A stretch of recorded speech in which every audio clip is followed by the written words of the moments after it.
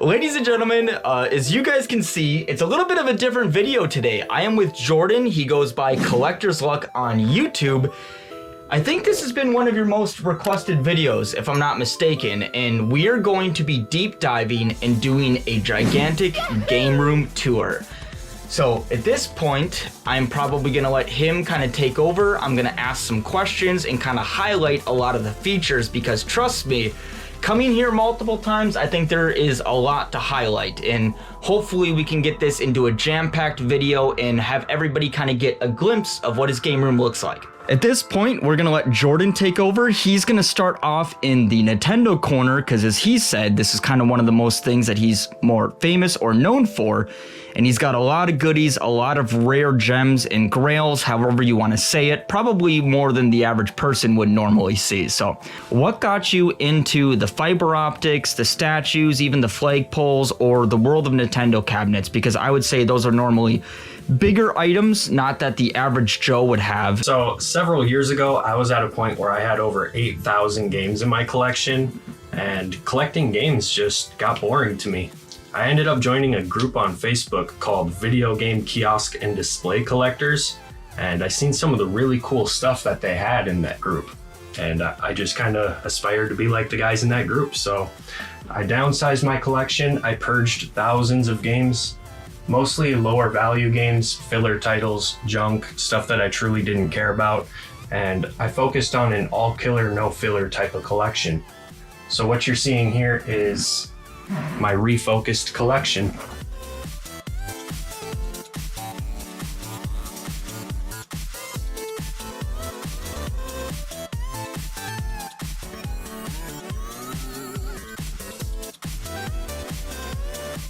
But do you have your first statue here, or have you sold it? My first statue? Yes, like was it a Mario? Because I think if I'm not mistaken, your Star Fox and such were later. Those were later, yes. This Mario right here was my very first statue. The very first one? Very first statue. This came from out of state. I actually found a Facebook listing for this and got an Instagram buddy of mine to pick it up until I could arrange for shipping. And what state did this come out of, by the way? Do you remember? I believe it was Maryland. Yeah, that's kind of out there. Isn't that East Coast? Yeah, way up there? Far. Yeah, it's pretty far. And then first fiber optic as well, if you still have that, which I know you probably did, unless you're about to say you sold it. I do have it. I do have it. It was the N64 fiber optic sign. Because I was going to say, I don't think I'd ever see you selling the fiber optic unless you got some crazy deal. I've sold several of them. Really? Yeah, I had two World of Nintendo fiber optics. I've actually had 3 of these. The other 2 that I had were square models, not the rectangle models. If one wasn't good enough, we got 3. I had 3. Three, yeah. I had 2 World of Nintendo fiber optic signs, but I sold them to fund the Game Boy and the Super Nintendo because they're much rarer and much cooler. And I do have to point out though too, because as much as I like the statues and the fibers, and just like Jordan said, kind of a quality over quantity, or let alone getting rid of the filler and focusing on the high-end stuff, one thing that I really actually like is just these little nooks and odd things that you normally wouldn't think about, like the ceiling fan. What is it, 1980s? If I'm not mistaken, there'll be some better footage of it because I know the light is kind of causing a glare. But these are kind of the things that I like in my collection. Like I got some vintage Mario glasses from the 80s, just kind of odd little things that I think tie everything into the collection together. I don't know, I just think that that's a nice little addition. You got, I mean, the cabs, the fiber optics, the statues, but then the whole ceiling gets tied together. Same thing with like the little Mario rug. It's just the little things like that that I think really tie the whole corner together. So we got the first statue, the first fiber optic. What is your first sign? Because in the back corners here, you got some World of Nintendo. I know there's a Game Boy above on the other side. So what was your first one? My first sign was actually this big 4-foot Nintendo sign. It's double-sided. And there's a variant of this sign that comes with a big seal of quality that sits up top in the center. Oh, that would be pretty cool. I'm after that sign. And I know on camera, this probably doesn't do it justice, but I mean, this thing, like he said, being about 4 feet long, it's actually pretty massive. And once again, scale. Yeah, that's just hand. He's obviously way taller than I am. So what, pushing 6 foot maybe? 6'2". 6'2". So yeah, use that as a reference. Now that we've briefly touched his statues, fibers, and signs, my personal interest is a lot of the items that are in the World of Nintendo cabinets. He's got a bunch of Pokemon, Jack Bros for Virtual Boy, and a bunch of other grails. So I think moving forward, we should go left from right and kind of just deep dive and maybe talk about where you got some of these items, whether it was like a crazy $2 garage sale scoop, or did you pay up for some of these items, and kind of showcase some of the grails that are in these cabinets. First thing off the bat though, because I think the only 2 things that I'm seeing that I have ever owned in this cabinet is a Chrono Trigger. I could not tell you though, it was never in that condition. And then the Donkey Kong Country, I had that. I think I actually sold that to you. You did. If I'm not mistaken. I don't think, unless, is that the one or did you resell that one? That's not the one. Because I had a feeling you've already owned, it's kind of a common CIB game, so it's nothing too crazy. So moving forward though, out of all of your Super Nintendo games, because that's kind of the prominent ones right up here at the top, what is your favorite out of all of them? Yeah, so my all-time favorite Super Nintendo games are by far Donkey Kong Country 2 and Super Mario World. I also played a lot of Super Mario All-Stars, but Super Mario World and Donkey Kong Country take the cake. I like to get my stuff for a bargain. If you watch my channel, you know I do a lot of video game hunting, so I'll buy low, sell high, keep what I want from the collection. But obviously a lot of the grail stuff you're not going to find cheap. So like the Hagane box and manual, I did end up purchasing on eBay. I bought this for $600 for the box and manual. And then I actually made a trade with a local game store for the cartridge and manual. So I had a spare manual that I sold on eBay, and I pieced this one together. Well, I think one we do need to touch base on though, and I know 2 now that you mentioned it though, Earthbound and Jack Bros. I think those ones we have to mention something about, because this is not your average Virtual Boy game. So where did you acquire this, and what is kind of the backstory on how you have an authentic copy of Jack Bros? I actually found this at a garage sale several years ago. It was right before the winter hit. I was doing my normal thing, lurking garage sales on Facebook, and I noticed that this lady had a Virtual Boy with a handful of games. She actually had almost the complete Virtual Boy set. I'm only missing several games, one of them being Waterworld, which is also pretty expensive. Not to interrupt, but I kind of forgot. Do you know how many games were made for the Virtual Boy? I believe 14. 14? Okay, 14. So it's a pretty low print run of them. For the US. Granted, I think the Virtual Boy system, didn't it last about a year before it was pretty much taken off the market or so? There was something. I know it was heavily discounted because it didn't sell well. Yes, because I had one before I sold it a while back, and that is one of the items that I kind of regret selling, and I think it only lasted about a year before they pulled it off the market. Like you said, it wasn't performing well, there wasn't a lot of interest, and it's kind of crazy, because in my opinion, I think the Virtual Boy is a little bit ahead of its time. It's like it's a precursor to VR almost, you know what I mean? Like, it's got hints of it. This bad boy is another item that he has in the case, and if any of you guys are big into the retro game scene, everybody kind of knows about Earthbound, except for Jordan over here doesn't just have your loose cart, he has it CIB. So where did you come across your Earthbound at?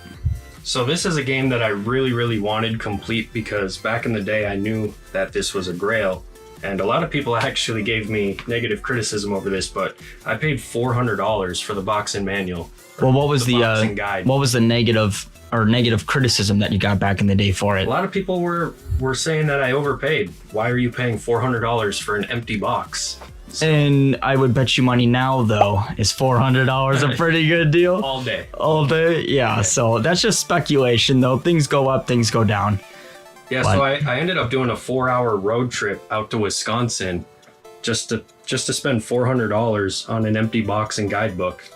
I actually found 6 loose carts for this over the last few years on my channel. Jeez. Yeah. Now me, I still have yet to even find one loose cart. I'm not counting any in like video game stores. I'm counting like thrift stores, garage sales, like out in the wild. Because if I go into any of my local game stores, I can find not all of this, but you get the point. They usually have some higher end items, so. The most I've paid for a single Earthbound cartridge is $60.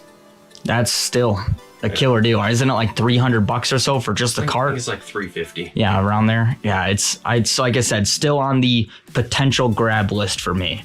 So we're going to be moving into the second World of Nintendo cabinet. This is one of my favorites. Now, surprisingly, I may get backlash for this. I'm not the world's biggest Super Nintendo fan. Oof. I know that might not sit right with you. I'm a PlayStation guy. I love the Pokemon Game Boys. So for me, this is going to be one of my favorite things to deep dive into. Now, what is your opinion when it comes to getting games graded, or why do you have some of them in the case? Because as you know, it's not any new news. It's a little bit of a controversy whether you should get something graded, whether you shouldn't. So what was kind of your thought process on why you got those graded and why they're in your case on display? So I'm a full-time reseller and I have to capitalize on every opportunity. When I do find sealed games that are grade worthy, I'm going to grade them and sell them. The reason I held on to these games, and he'll put some B-roll up over it, is because these are games I actually care about. We've got a couple of Metroids, we've got Yoshi's Island, and we've got Mario vs. Donkey Kong. And I even do go back and forth with myself all the time on whether I should list them and sell them and just buy open copies for my collection.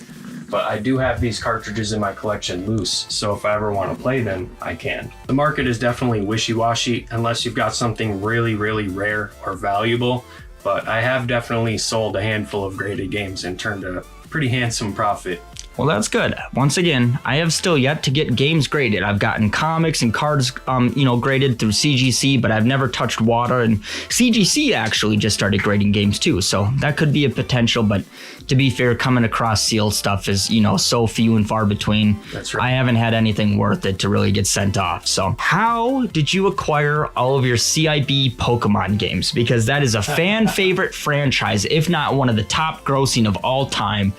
And to have that nostalgia just sitting on the shelf right now, it's beautiful, dude. I mean, my first Pokemon game was Pokemon Yellow with Pikachu. I remember it distinctly.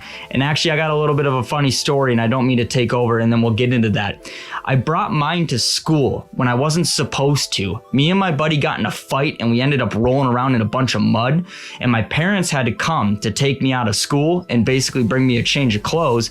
And I had my Pokemon Yellow on me. And I was so scared to get my butt beat that I tossed the Pokemon in the trash, the cartridge. And my goal was to come back for it. And by the time I, got back, the trash was gone. And that's how I ended up losing my Pokemon Yellow. Basically went straight into the dumpster. It's funny so I actually got in trouble when I was in second grade for bringing my Game Boy and Pokemon games to school as well. I wasn't allowed to bring any video games, cell phones, none of that to school. So I would always sneak it in if I could. And most of the time it never worked out. So that's why played on the bus. That's why my fond memory of Yellow, that is another one that I'd love to have CIB. And I know I sold you mine, but it was never really CIB. I think it was just box and loose cart. So one day I'd love to have all the inserts and etc. So most of my boxes actually came from overseas. I have a buddy over in the UK who can score these boxes for, a significant discount compared to what they go for here in the States. And he'll scoop them up and send them my way. I flip a lot of stuff for him as well, so he does that for me as a favor. Anytime there's something I want for my collection, he'll scoop it up. I mean, the quality of the boxes though too, I saw a quick peek at that. They look pretty dang good. Once again, you'll be seeing better shots overlaid, but I mean, the quality though, man. And I see over here though too, you do have a pretty hefty Game Boy collection. Is there anything that sticks out to you that if somebody were to ask you what's like a high value or your favorite game of all time, anything in there that resonates with you? My favorite Game Boy game is by far Pokemon Silver. That's the very first game. That's the very first Game Boy game I ever played. I remember the first Pokemon I ever caught was Geodude. Oh, Geodude. Geodude. But I do have a couple of pretty rare Game Boy games. I have Mega Man 5 for Game Boy, which I actually found at a garage sale like 3 or 4 years ago. And I didn't even know it was a valuable game at the time until I looked it up. Not to go ADHD here on you as well, but I did notice though, I just picked up this controller myself and I want to get a display. Where'd you get your display for that though? I actually have a buddy who 3D printed that display for me. Because that's really cool. So I think you can order those on eBay too. Really? Yeah. Yeah, I'm going to be picking up one because right now mine's just piddly sitting down flat, needs to be displayed, looks good. Another thing that he has in these cases are a few not for resale cards. We have Banjo Tooie and Star Fox 64. So with those, and those are pretty big cards though, are you a big not for resale collector, or is it just kind of when you come across these variants, do you just like to add them to your collection? So yeah, I'm not a not-for-resale collector. I do collect displays and stuff that was never meant to be for sale, but I did find these for cheap in lots that I picked up. So I'm not really a variant collector either, but these being not for resale carts, I did want to hold on to them. So these cartridges are the copies that you would have seen in the demo kiosks inside of stores back in the day. That's a good question I actually got for you there. Have you ever got a kiosk before? Or is that kind of on the want list? Are you not a kiosk guy? I personally am not a kiosk guy. Okay. I do like the signs and cabinets and the displays, but... Because like Cheap Find Gold Mine, they're, you know, if you ever watch those guys, they're all about kiosk. And I know some people have that on their want list, so... There is one kiosk that I would love to own someday, and that's the Pokemon Snap Station. I remember going to Blockbuster back in the day and actually using that. And I think after a while, they stopped using the Pokemon Snap Cart and they started putting Pokemon Stadium in it. Have you ever seen any of those up for sale? Have you ever had a chance to grab one? Oh yeah, when I went on a 1-month road trip with Brandon, the owner of Grab and Go Gaming, we actually moved several of them. We're going to be moving into the third Nintendo headquarters cabinet, and just because it's a smaller cabinet doesn't mean it's not packing a punch. So with that transition... Well, my favorite is the Nintendo Entertainment System fiber optic sign. This actually came from out of state. It's double-sided. I don't have a bulb illuminating the other side just because it is on top of the cabinet, so there's no point in having both sides illuminate. But NES is one of my favorite systems, and this sign is gorgeous. I absolutely love it. There's a video on my channel of it illuminating in the dark, which looks a lot better than it does right now with all of the light around us. So one thing you'll notice about my collections is that they're very curated. I only keep really rare games that I'm interested in and games that I actually enjoy. So if you look here at the top shelf, it's all quality. And even if you look at my loose carts, it's all quality. So there's games like Castlevania, Contra, Gargoyle's Quest. I've got the Marios, the Mega Mans, Mike Tyson's Punch-Out, Zelda. I don't keep games that don't interest me. And I know you wanted to talk about Little Samson. We got to address it. That's one that I'm still after. I know at this day and age of 2023, it's going to be near impossible to stumble upon that at a garage sale. And actually, might be a good time if you still have the skit. I think I know exactly how you found that Little Samson. Do you know what I'm talking about? I do have the skit. We're going to roll the clip. So there was a guy that made a comment on one of my videos about how I fake my finds and I'll get so lucky I'll step on a Little Samson on the side of the road. So I made a pretty funny Instagram skit where I tripped on a Little Samson on the side of the road. It was actually a Mario Bros. Duck Hunt. It wasn't Little Samson, but it's funny.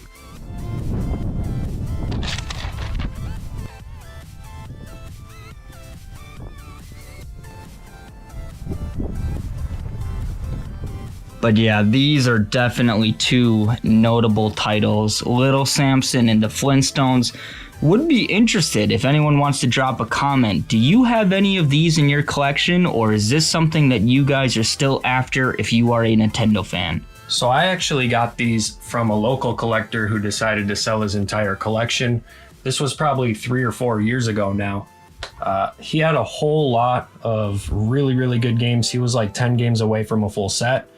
And I could have picked up a ton of other games, but I decided to break the bank and bring home the 2 big guns. So now with your Earthbound reference earlier, where people thought it was a bad decision to spend $400 on it and just look at the price now, did you have a similar experience with Little Samson, or was that always kind of a big hitter where not too many people batted an eye, like they knew it was a grail? Oh yeah, I had quite a few people tell me I was stupid for spending $1,000 on Little Samson, but if you look up sold comps for this now, I believe it's going for like $2,500. So 1,000 is less than a 50% at this rate. Yeah, so at this rate, I think you did pretty damn good. So now that we've pretty much hit all 3 Nintendo cabinets, the last section of Jordan's game room is going to be the majority of the games. Obviously, you saw a lot of the grails, but basically we're down to like Switch, Vita, Wii. My personal favorite, we have the PlayStation 1, the PlayStation 2, all the way into Genesis, 3, PSP, you name it. So one thing you'll notice about my collection is that all of my sets are very curated. So like I do have a lot of games, but I don't have a lot of games for each system. So you'll see my GameCube collection is pretty tiny. I did notice that too when I was here, that you know, there is, like he said, with it being curated. I mean, this is about all we're looking at for GameCube, if I'm not mistaken. I don't think I saw any over in the Nintendo cabinets or any of that. So just like what he was saying, you know, he kind of really confines it down to quality or things that he just genuinely plays or is interested in. Now, Wii, though, I gotta ask, is the Wii a console that you actually find yourself playing quite often, or do you have these for other reasons, or what's kind of the story behind your miniature Wii section here? I actually do love the Wii. I used to play the Wii a lot, and I just recently got Klonoa from Cody with a K. And Cody. I worked out a trade with him for this. Cody's a good dude. I bet you money he'll be watching this video. So first off, thanks Cody for watching. Second off, Jordan thanks you for the trade. That's kind of up there in value, isn't it? It's not expensive, not like super expensive, but it carries some decent value. Now, if I'm not mistaken, that's a little spendy on like the PS1 though. Isn't there a PS1 version of it? Yeah. Not only Klonoa, but I also got The Last Story from Cody with a K. I think I actually saw him post that up on his Instagram. He's found this game several times. And I still have yet to find it myself. Some of my personal favorite Wii games is going to be Mario Galaxy 1 and 2, which are actually my favorite Mario games of all time. I've went through and gotten all 121 stars on both of these multiple times. When you get all 120 stars, you can actually play through again as Luigi. And if you get all 120 stars again, there's a secret 121st star that you can get. That's pretty cool. Believe it or not, I still have yet to play those. I grew up with the Wii, but my parents only brought... Dude, Mike, okay, here's the thing, though. My sisters were the ones that basically took over the Wii, and my parents funded their collection. So I had, like, Barbie and My Little Pet Shop. And the only games I actually played a lot was obviously, like, your typical Wii Sports or Mario Kart. I never really was able to dive into these. So that's why I still have yet to play them. Not because I despise them. It's just never went back to play them. My parents favorited other games versus, like, the Mario titles. Right. So, and that's most families had it that way with their Wii console. I was actually really disappointed with the Switch Mario All-Stars because it did include Mario Galaxy 1, but it didn't include Mario Galaxy 2. So the only way to play... And that's like the remastered one of it? Yeah, it's for the Nintendo Switch. So the only way to play Mario Galaxy 2 right now is still... on the original Wii. On the Wii. As for grails, my top grail for DS is going to be the Zombie Barbecue game. I've never actually seen that before. I worked a trade on one of my sealed graded games for a bunch of higher value titles, and this happened to be one of the ones that I got in that trade. I'm not a sealed collector personally, and the couple that I do have, I even go back and forth with myself on selling them, so I was pretty happy to get this one in a trade.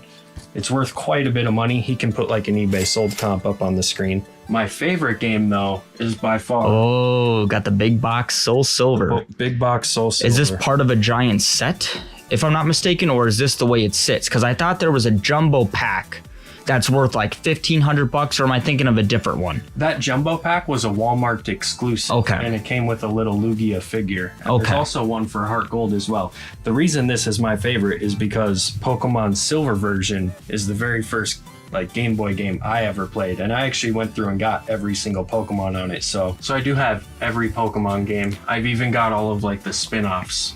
That's pretty cool. That's another kind of like want list I was on at one point in time, was trying to acquire every Pokemon game. Yeah, so we can... Are these some of those spin-offs that you were kind of talking about? Yeah, so we've got some of the spin-offs, like we've got the Pokemon Rumbles. We got Rumble Blast and Rumble World. We've got Pokemon Art Academy. I've never actually even seen that one. But yet again, as a kid, I could tell you what, I never had the 3DS. My sister did. I had the original DS, and I was never into like Art Academy or the Rumbles that you show me. I always just liked the main franchise games. That was always the biggest thing for me. Now, I did have a couple copies of Mystery Dungeon, though. I will say that. I was never the biggest fan of them as a kid, but my parents did get me a couple copies. So one thing you'll see up here is I do have like every single Pokemon game, even the rescue games, the Rangers. I've got Pokemon Trazi. I've got the Mystery Dungeons, the Rumbles. That was one thing I set out to do last year, was to acquire all of the Pokemon games. And now I'm after all of the variants. So I know I said a minute ago that I have a really curated collection, but I do have a complete PlayStation Vita set. And not just a complete set, I also have lots of region exclusives and a complete Play Asia set. When I completed this set, I told myself I would never go for another full set again because it's just too many filler titles. There's sports games, there's visual novels, there's just random anime games that I genuinely don't care about. And I even contemplate downsizing this collection all the time. And with the complete set here though, how many games does that consist of, do you know? Well, just for the NTSC region, it's 321, but there's also a bunch of unreleased games. There's The Binding of Isaac, which currently just has promo copies that have gotten out into the wild. Then there's VVV, 1001 Spikes, and there's also Revenge of the Bird King, which Limited Run Games said they were going to give away for free to all of the people who have complete Limited Run Vita sets, but they haven't done anything with that, and I don't know what the deal is with that. So if any of you guys have information on that, drop a comment down below. So I do love the Nintendo Switch. I have a pretty decent sized Switch collection, not as big as some of my buddies who collect Switch. Blidio Bames, that's him right there. You can put a picture up of his Switch collection. He's got an entire wall, which is just ridiculous. But when it comes to Switch, I mainly collect the first party titles. So that's going to be your Marios, your Pokemons, your Kirbys, your Zeldas, stuff like that. Those are the games that I find that I enjoy the most. I do have a handful of sealed limited run games that I plan to sell, just because I know I'll never open them and play them, and I can use the funds towards things like statues and cabinets and signs. I know I said I don't have the biggest collection, but I do have a couple of notable titles, being this Shantae full set with the box sleeve. This is one that I plan to keep for the collection. I used to have the actual collector editions, but I sold those just because I don't have space for all the big box stuff. I'm not the biggest Sega collector, but I do collect games that I'm actually interested in, so we've got some pretty solid titles here like Castlevania Bloodlines and Contra Hardcore. Contra and Castlevania are a couple of my favorite series, so you know I had to get these for the collection. And if you look through the rest of my collection here, you'll see it's very curated. So I've got stuff like Battletoads, Boogerman, Castle of Illusion, Earthworm Jim, Joe and Mac, just stuff that I genuinely actually care about. We've even got stuff like Sunset Riders. I've got Splatterhouse, Alien Storm. I'm not the biggest Sega collector, but I do have a couple of gems mixed into my Sega collection. Musha, I pieced together. I actually found the cartridge pretty cheap, and I worked a trade on that. And then I purchased the box and manual on eBay. And Gigawing 2, I found in a crazy tote full of stuff with like an Atari Jaguar several years ago. All of these are in some of my videos. Be sure to check out my channel because I do get some pretty crazy finds from time to time. I don't have the biggest PSP collection, but if you look up here, I do have a lot of quality titles, stuff that I actually am interested in. A few of my favorite games here are games that I actually have on other systems, like Yeast, The Ark of Nepishtim. You know I had to double dip, even though I already own it on PS2. And then I also have the Dracula X Chronicles. Like I said earlier, Castlevania is one of my favorite series, so you know I have to have it on PSP. We're not going to talk too much about PS3 and PS4 and PS5 just because that stuff's still modern, but I do have some games that I really enjoy, like Africa. This game is really unique. It's kind of like Pokemon Snap, but with the Safari, and it's on PlayStation. So you're out in the safari taking photos of animals. It's really unique, and I enjoyed it a lot. And then we've got 3D Doc Game Heroes, which is like a Zelda clone. I really recommend this game if you guys haven't played it. And it's actually quite valuable now. As you can see, it's an Atlas title. Atlas is still going for the PS3? I didn't even know that. Oh yeah. I thought they were an older company, like stopped. No, they're on PS3, PS4, PS5. Oh yeah, still releasing games to this day. I also have a small PlayStation VR collection. I do want to pick up a VR2 at some point, but it costs quite a bit of money and I'm just not ready to make that investment. I'm hoping that there's a price cut in the next year or two and then I'll jump on it. As for PSVR, I really recommend Moss. This is like one of the best games on VR, and Astrobot. If you guys do have a PlayStation VR, these are the first two games that I recommend you pick up. I enjoyed these quite a bit. I went through and got the platinum trophies on both of them. I don't have much for limited run titles, but I do have titles that I care about. So I've got games like Ocean Horn, the Yeast Collection, Jak and Daxter's, Castlevania. Enter the Gungeon. I'm really big on those dungeon crawler games, so like Binding of Isaac, some of my favorite titles. I used to have the first 150 limited run games, but I purged most of them because they were genuinely games I didn't care about, and I'm kind of done collecting modern games. Rounding it out as we are almost done, we are on to the PS1, 2, 3, and some Sega stuff over in this corner. One of my biggest things, and my favorites has been said many times, is PlayStation 1 and PlayStation 2. Now, out of your entire collection, because you have quite the collection, and a lot of it, as you had mentioned, is quality. Is there any certain gems or items that stick out to you, or favorites, or anything that's kind of in that realm regarding your collection? I do have a couple of pretty expensive games. I have Rule of Rose and Haunting Ground. So Haunting Ground, I actually found this in a $60 pickup. I think it was $60. But I found this in a pickup a couple of years ago. It had a water damaged case, so I went on eBay and I paid for a original case only, which I ended up paying more for just the case than I did for the whole pickup that this game was in. Which is, funny. Which is funny. And I also have Rule of Rose, which I bought from a local collector.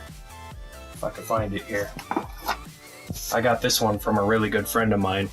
I paid up for it. I think it was like $200 or $300 at the time, but now it's going for what, $600, something like that? It's like $7. I'd say safely $7. I think price charting undervalues things to a certain degree.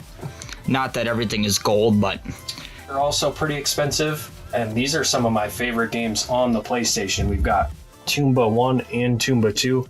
I actually had Toomba 1 growing up as a kid. I was never able to complete the game because I was so young when I was playing it, but these games have really shot up in value. You ever go back and replay it and beat it, or you never touched it since? I haven't touched it since. I did download it on the PS3 though, so I have it on my PS3 console, and I could play it anytime I want. Never seen these in the wild yet. That's I know it's probably a scarcity. You know what I mean? Like you're not gonna find it, but I picked up my copy of Toomba on eBay for $60 a few years ago because it was one of the childhood games that I wanted in my collection, and I believe now it's going for well over $100. And then my rarest PlayStation 1 game is The Misadventures of Tronbon. I actually got this from a local reseller collector that I know. He gave me a really good deal on it. We worked a part trade, part cash, so I was really excited to add this one to the collection. Funny story, this game's actually not very good. I played through it for about an hour, and I didn't enjoy it. Really? Just not that good? No, but it's expensive for some reason. Yeah, I was going to say, do you have any reason or know any reason why it's expensive if it's not that good? Is it just like a low print run? I believe it's... I honestly don't know. Yeah. I believe it's just because it's tied to the Mega Man series, but I'm not 100% sure. Yep. So once you're into the final boss area in this game, you actually can't leave. So you can't go back to that final city once you go through that final doorway. And I made that mistake. There's no like save like Pokemon where you save before a legendary battle and then you can reset and try it as many times as needed. Well, what happens is you go through that final doorway and you save right there, and then you're stuck there. Oh. Yeah. So I made that mistake. This is my favorite of all the Geese games. My second favorite is actually Memories of Salceda for PS Vita. I love that game. I even picked it up for PlayStation 4. I don't like having my Sega stuff here mixed in with the PlayStation stuff, but as you guys have seen my room tour, I don't really have much space in here, so I don't have anywhere else to put them right now. I do plan to fill out this wall with custom shelving. I plan to take the Rubik's Cube collection down, so my Sega collection will end up going up there eventually, and then those will get tucked away in a tote somewhere. We're out in the office now, and I actually have some of my collection out here because it doesn't fit in the game room. So you'll see I got boxed consoles like the 500 million edition or the 50 million edition PlayStation 4. I've got this gold Guitar Hero, a couple of PlayStation 2 box variants, box Dreamcast, and then some of my collector's editions just because the stuff doesn't fit in the game room. Like I said, I don't keep big box stuff unless it's stuff that I really care about. So we've got like the Breath of the Wild Special Edition. And then down here we've got Enter the Gungeon Collector's Edition. This actually comes with the Ammo Namicon. This is one that I'll never sell. And then we've got all of the Jack and Daxter box sets. All 4 of them still sealed special editions. And then we've even got my TurboGrafx collection. I actually just picked this up in one of my recent videos. That was an insane deal. If you guys saw that video, you know what I'm talking about, but definitely go check it out. So yeah, this is where all of my stuff that doesn't fit in the game room goes, out here on the metal shelving. I think that pretty much wraps it up. Now, we cannot deny we could be here for hours upon hours deep diving into every single game and statue and fiber optic and you name it. So hopefully at the end of this game room tour, you guys got a little glimpse into what Jordan has to offer. And at the end of it, be sure to go check him out on YouTube at Collector's Luck. He has crazy finds. He does game hunting, collecting, and you can clearly tell the collecting aspect within this room. So also his Instagram, is it the same, I believe? Also at Collector's Luck. That's right. Make sure to go follow him. Otherwise, thank you guys so much for watching. See y'all in the next one. Peace.